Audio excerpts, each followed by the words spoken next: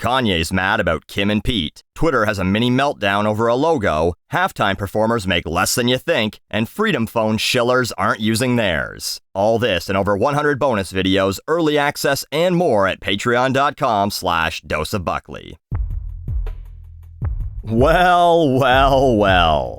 For 12 years, I've been talking about various political events and issues, many of them originating in America. And I've seen a whole hell of a lot of, mind your own business, you're a Canadian, no one cares what you have to say, leaf.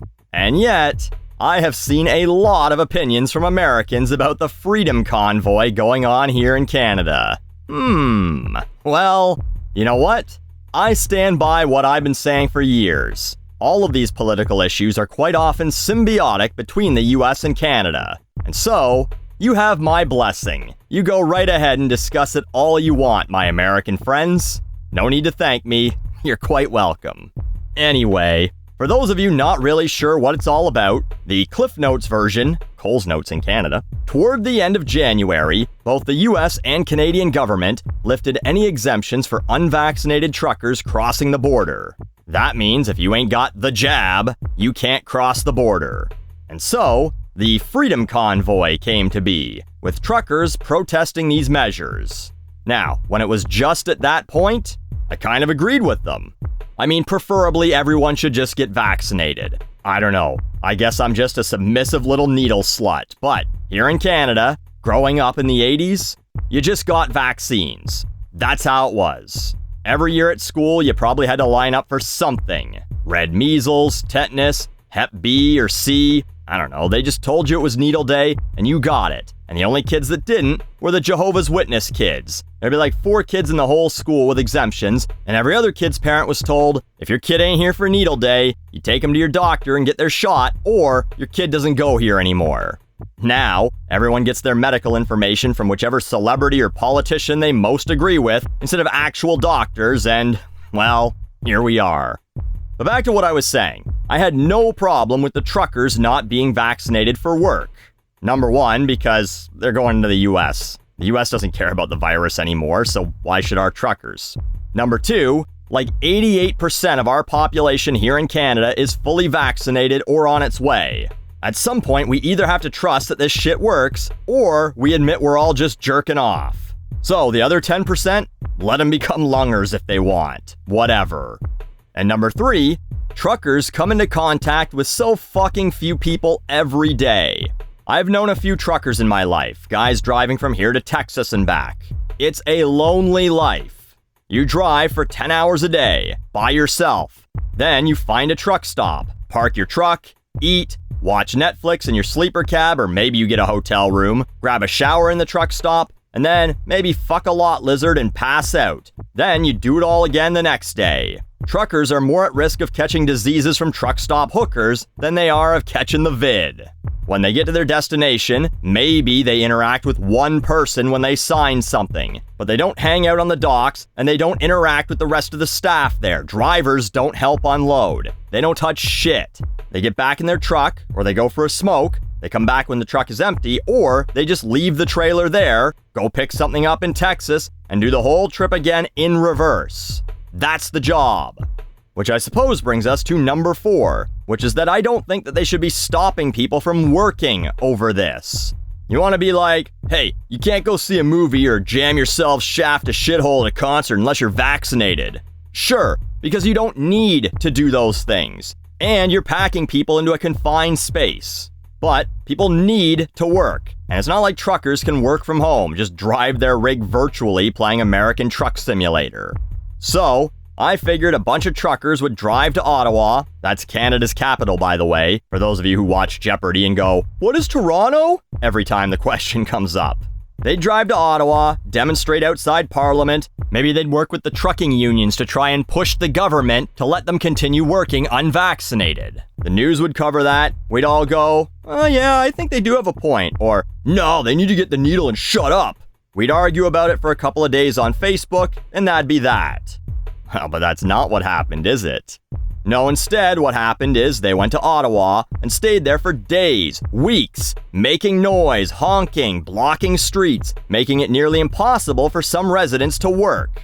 40% of businesses in downtown Ottawa have said they had to close during all of this. Their employees can't get to work, or they can't actually do business anyway. And this is anecdotal, but I'm told call center employees and the people working from home also had trouble working. A TD Bank employee informed me that because of the trucks honking, people in the area can't actually talk to people over the phone. Then, offshoot groups started blocking border crossings, like the Ambassador Bridge that goes from Windsor to Detroit, and the Sweetgrass, Montana to Coutts, Alberta crossing. Both of these are major trade routes. Then you had the other people that have nothing to do with the trucking industry getting involved, turning it from "end the mandates on truckers" to "end all mandates." Then you had the crazies getting involved, like Romana Didulo. I don't know if that's how it's pronounced. I don't give a fuck. The self-professed Queen of Canada, who had previously reportedly told her followers to, quote, shoot healthcare workers on the app Telegram. Then you had the ones who want to overthrow the government and put their own group in place. The group Canada Unity called for the dissolving of the government and then to name their members as a Canadian Citizens Committee, I guess to lead the country. Then you just had the goofballs driving around other cities and towns being a nuisance, like a convoy in Strathroy, population 20,000 people, who blocked local high schools with the message to unmask the children. Who do you want to help you with that? The grade 10 math teacher or the football coach? Well, good news, they're the same person. Now, I've been very fucking consistent about this for years. Any protest, from any side, that involves occupation, destruction of property, or where people start co-opting a demonstration for their own purposes, I'm against. For you whataboutists in the audience, remember when I talked shit about the Occupy movement? Remember when I talked shit about BLM hijacking a pride parade? I know you don't remember that, but I'm telling you right now, that's the same shit, different nuisances. Once you get a bunch of assholes muddying the message, once you're impeding the lives of citizens who have nothing to do with you or your cause, who can't help you, once you're aiming your message at the wrong targets, Ottawa didn't even make any of these mandates. They're all provincial. They should be in Toronto, not Ottawa. And the one mandate they could lift wouldn't matter. Canada could say, fine, truckers don't need to be vaccinated to cross the border into Canada, but the US mandate still exists. Everyone's favorite Amos and Andy cosplayer would have to call up Biden and go, please, Mr. President, could you maybe help me get these truckers out of my backyard, please? And once you're even losing support from your side, it's time to wrap it up. I mean, Ontario and Alberta are both conservative-led provinces, and their leaders both took police action against the protesters to clear the border crossings. The national conservative leader at the time, Aaron O'Toole, condemned the protesters who were desecrating memorials. Supposedly, people pissed on a war memorial, and they dressed up the Terry Fox Memorial with their stupid upside-down flag and a sign that said, "Mandate Freedom." Terry Fox was a one-legged man with cancer who attempted to run across Canada wearing his prosthetic leg, making it about 3,300 miles in 143 days to raise cancer awareness. And you got the bowl lickers trying to co-opt his legacy because I don't want to wear a mask at the grocery store anymore. Fuck right off. Yeah, but that's not all the protesters. Cool, I don't care. The initial message has been lost.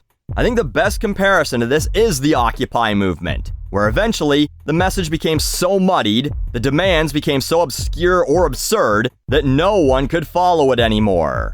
And in both instances, you have people claiming to speak for others. In Occupy's case, it was all part of the message. We are the 99%. In the Freedom Convoy's case, the excuse is, we're doing this for your freedom. No, you're not. You're doing it for yourself. See, in Canada, we used to differentiate ourselves from our southern neighbors by saying, we're the country that puts the good of everyone above self-interest. That's what Canadian patriotism meant. It's why we have socialized medicine, and we're proud of the fact that we don't just let our citizens die because their money ran out. But blocking borders, blocking hospitals, blocking streets, all because you're mad that you can't sit in a fucking Denny's? That is for you, not for me. All of these mandates will be lifted eventually. Call me naive, I guess, but no one wants these. I don't want them either. Businesses don't want you wearing masks. Their security cameras can't see you. They don't want to have to check your stupid vaccine passport. Their staff could spend their time in far better ways. The government wants you working so you can pay taxes. They don't want you sitting at home collecting their money. I get it. People are sick of them. But the mandates are very likely part of why Canada's body count was 3 times less per capita than the States. Would it be nice if people could just be responsible and not spread disease and protect themselves and others without mandates? Sure. But evidence suggests that people will often choose their own convenience over the safety of others, which is why we have other public health and safety laws. Speed limits exist because if they didn't, maniacs would drive 100 miles per hour through school zones. Drunk driving laws exist because, before them, way more people died every year. 45,000 people died in 1980, when there were fewer cars on the road, mind you, versus only 10,000 in 2019. Public defecation laws exist because people used to just shit in the street or in their own drinking water, making other people sick. Hopefully, these protesters don't want those laws repealed too. I want the freedom to shit in the reservoir back! The vaccines work to prevent severe illness or death. Masks and distancing slow the spread. The mandates for the average person are at most a minor inconvenience now. None of your freedom is being taken away. Hell, service has even gotten better. You can't sit inside? Someone will bring the food right to your fucking car, like it's the 1950s minus the roller skates. Meanwhile, honking horns and blocking trade routes won't make a virus affecting the entire world leave Canada any faster. Someone on Reddit compared this with complying with daddy's orders, that if you eat your veggies, you get dessert. Well, I ate my veggies, and I've had my dessert. I go to the gym 3 times a week, and I went to the theater to see Spider-Man. How about you? You still throwing a tantrum at the dinner table?